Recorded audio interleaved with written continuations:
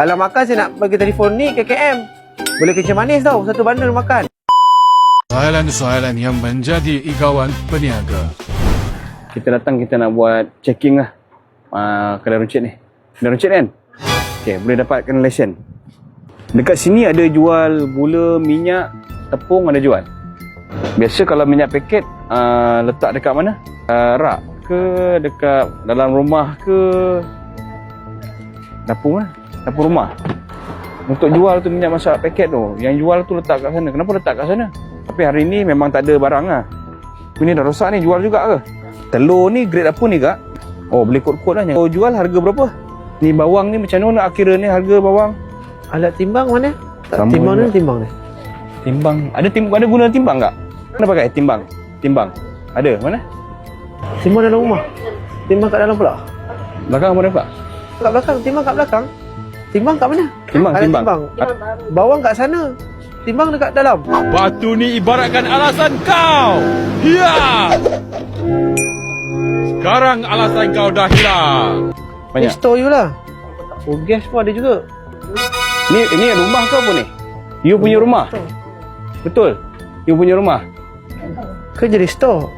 Saya nak akak jujur saja. Rumah ke, store ke, macam mana kira ni? Store sama rumah jalan sama satu kali. Sekarang ini minyak untuk apa? Untuk apa? Satu karton you masak. Untuk rumah satu karton you simpan. Ini barang betul you masak ataupun you jual? Asal letak kat sini kalau you kata you masak, mana dapur?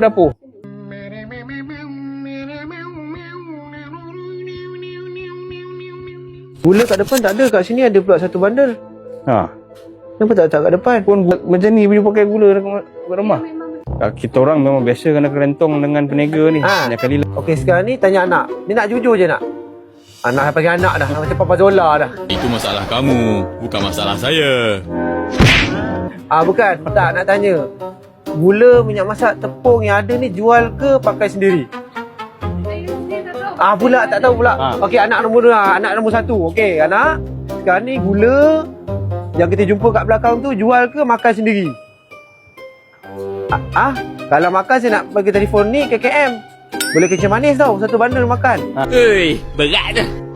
Kebenaran tak pernah menipu bak kata Papa Zola. Macam mana kakak? Panggil kakak pula dah. Sikit lagi. Kerja anak, kerja kakak, pandai mak. Akak pernah cek tak dekat sini? Akak tengok dia punya expired bila? Sekarang bulan? Sekarang bulan berapa? Sudah berapa bulan? Akak pun pandai kira kan? Itu nombor berapa? 2025. Bulan 8 tak boleh baru sebab expired. Tahulah. Ini barang expired. Lihat muka saya ni. Ada muka saya ni kisah.